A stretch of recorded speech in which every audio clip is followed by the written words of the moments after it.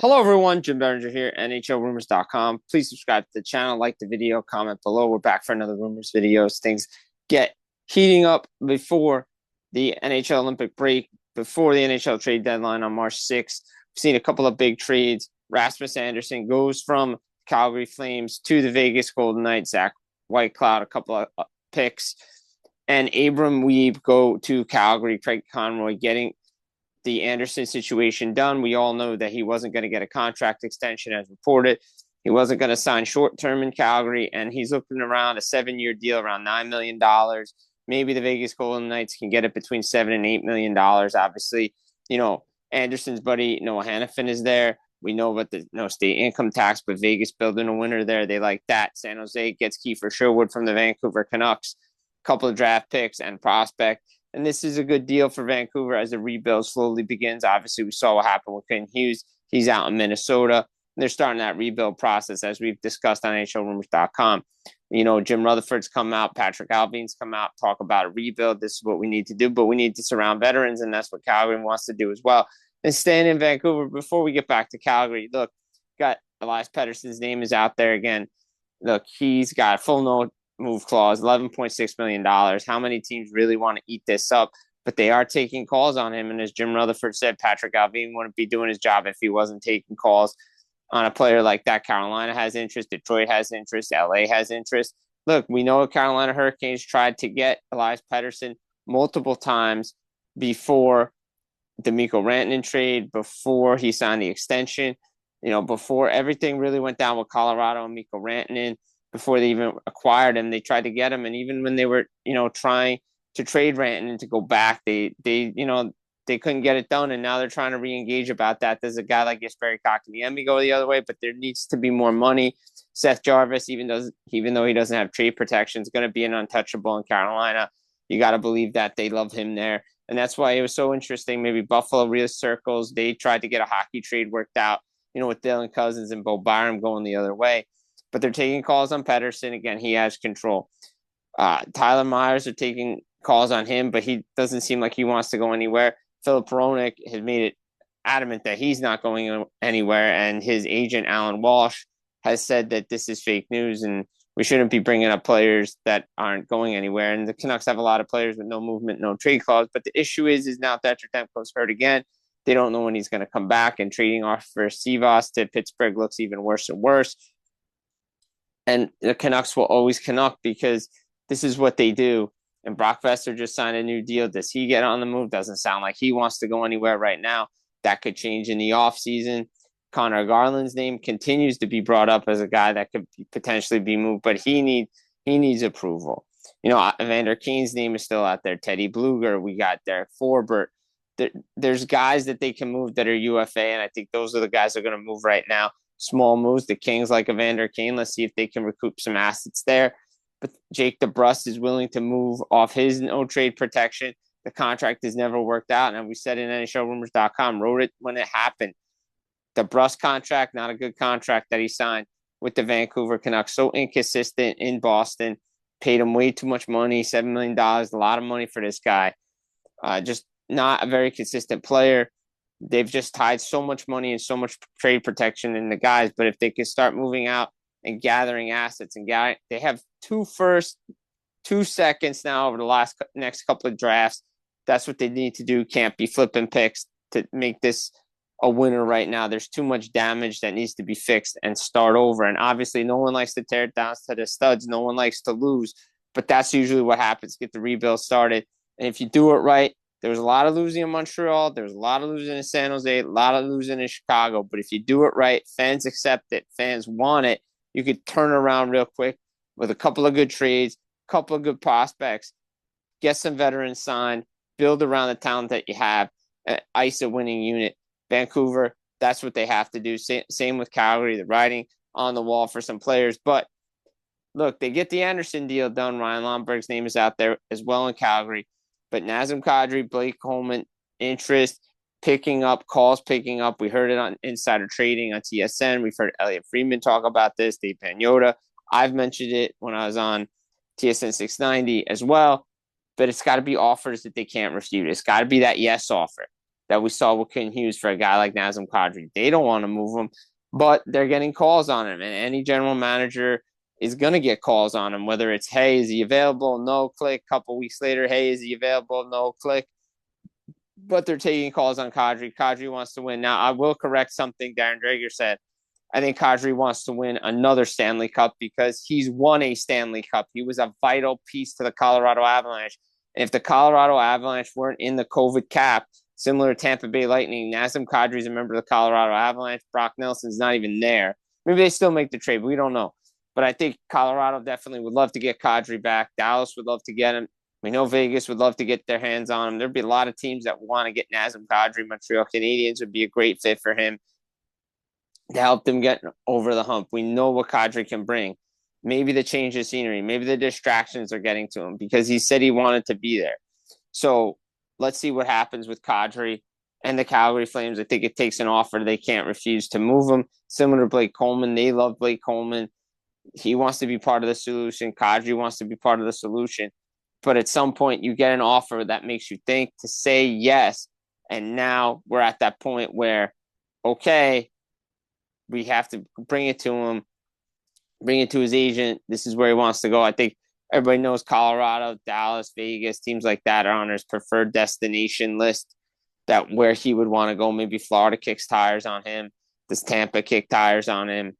Like I said, Montreal, they kick tires on him? There's a lot of teams that could use a Nazem Kadri, especially for that playoff push.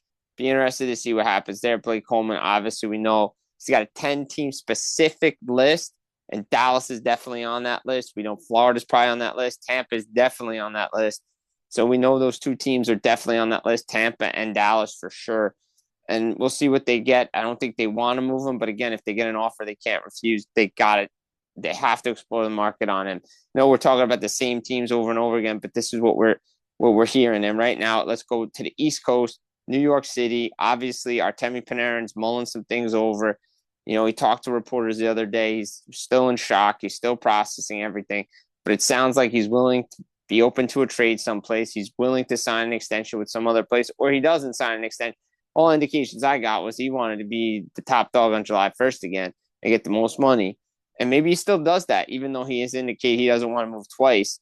But you test the market, you get feelers. If Alex Tuch is going to stay in Buffalo, which it sounds like he will, then there's an incentive to go to market and see what you can get. Where would he go? Colorado's an option. Florida's an option. Florida's an option depending on how long Brad Marchand's out of the lineup. If he's done for the rest of the year, then maybe they bring him in. If not, we know Florida was there in free agency. There was the Panthers, the Islanders, Rangers. It came down to Bob's there, but they have work to do with Bob to get an extension done with him. Let's see what happens with the Panthers in regards to that. So to me, I think that's a place that we need to get to. Let's see, Washington's a team, Minnesota, LA again, Panarin. Where does he want to go? He wants to win. He wants to show that his playoffs, what he's done in New York, he can get it done in the playoffs. We know what he can get done in the playoffs. We've seen what he's done in the playoffs with the Columbus Blue Jackets.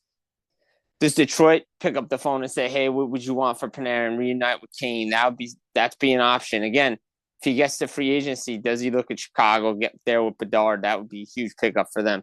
So a lot of options for Panarin. What happens with Vinny Trocheck? I know Minnesota's called on Trocheck. Vegas is called on Trocheck. LA would like him.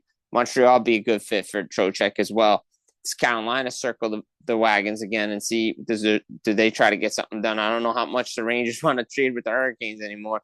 The Rangers don't want to trade with Montreal and or Buffalo. A lot of animosity there between those two franchises, and I doubt the Islanders and Rangers would make a trade for Panarin. But, again, they have to take calls. And, again, as much as people want to say you don't want to give up on a 24-year-old first overall pick, at some point a hockey trade has to be done for Alexis Lafreniere before his trade protection kicks in. And I think that's something they're going to have to explore. As much as they believe they can fix him, other GMs think they could probably fix him better. And we've seen what Capo has done in Seattle and other players. So that have left New York, Chris Kreider, Jake Trouba, and whatever Drury did to upset that locker room, it needs to be clean sweep. We know it. Everybody knows that they need a clean sweep in New York. And imagine if they kept that team together and didn't ruffle the apple cart. Maybe there's something there that they have. Again, Mika Zibanejad's going to be a player that's going to be talked about until he says he wants to waive his no movement clause. He wants to be a Ranger. He wants to be part of the solution. It's interesting to hear JT Miller's name out there as the potential that could be on the move. They just brought him in, just paid a haul for him, and then turn around and switch and then just flip him again. Not sure that's an ideal situation for the Rangers to be in. Braden Schneider could be on the move.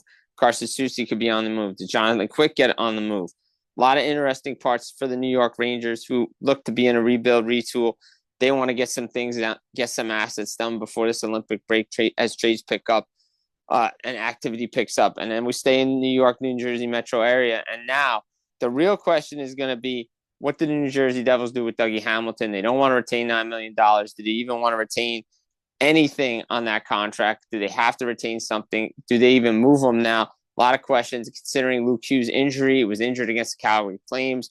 How long is he going to be out? Is it week to week? Is it just a dislocation? Is it separation? Is it going to be surgery for Luke Hughes again on the opposite shoulder? Weird, funky injury that he had.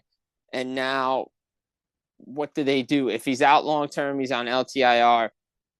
Maybe you don't move Dougie, especially if the team's playing a little bit better. You want to make the playoffs. He's got 6 assists now since the scratching. And might not want to take him out of the lineup and try to move him as much as they were trying to open up cap space today. Look at Andre Palat. Speaking with some people, I think Andre Palat's got a couple of destinations on that trade list, and Tampa's definitely on that list. Nashville, I'm hearing he would go to because Steven Stamkos is there. Reunite with Stamkos, but Nashville's definitely on the list. Florida, Dallas, the usual suspects of teams that where he would go to go play with and have a chance to win a Stanley Cup. But the Devils are playing a little bit better now since Tom Fitzgerald's come out and talked about what they need to do, playing the right way. It's on the players. Everybody's at fault. And you're seeing the Devils playing a team game. Do they try to add mortgage the future? What does the future hold for Simone Nemec? Again, if Luke Hughes is out, do they trade Nemec now? Does everything go like it's similar to what happened last year when Jack Hughes got injured? Everything just went, wonkers for the Devils. And if they have $9 million to play with again and they don't do anything, there's going to be serious questions have to be asked about what's going on. Can't be this conservative with a playoff team. But there's a lot of moving parts. Still want to add, but still want to clear space. Going to be very, very difficult for Tom Fitzgerald to get something done, especially if Luke Hughes is out long-term, which it sounds like he might be. So things could change for them moving forward on the trade front. And, look, New Jersey has to get something done. They have to be in the right position. They need a goal scorer badly, but they have to give up something to get something. And I think, Mercer's in play. Maybe Nemec is in play. Some of their prospects have been in play. But New Jersey's playing a little bit better. But again, the normal sellers, we got Calgary, we have Vancouver, St. Louis could be a team. Maybe they move on from Robert Thomas. Do they move on for a Jordan Kyrou, Justin Falk, players like that? Toronto's looking for right shot D, and we'll get into that more. We'll get into Nashville more in another video. Talk about the interest from Pittsburgh and Jason Robertson. Could he move? But he changed agents to Andy Scott. So maybe he signed something in Dallas. What does Tampa have up their sleeve? What does Florida have up their sleeve? A lot of teams trying to make some moves here. Not a lot of sellers still.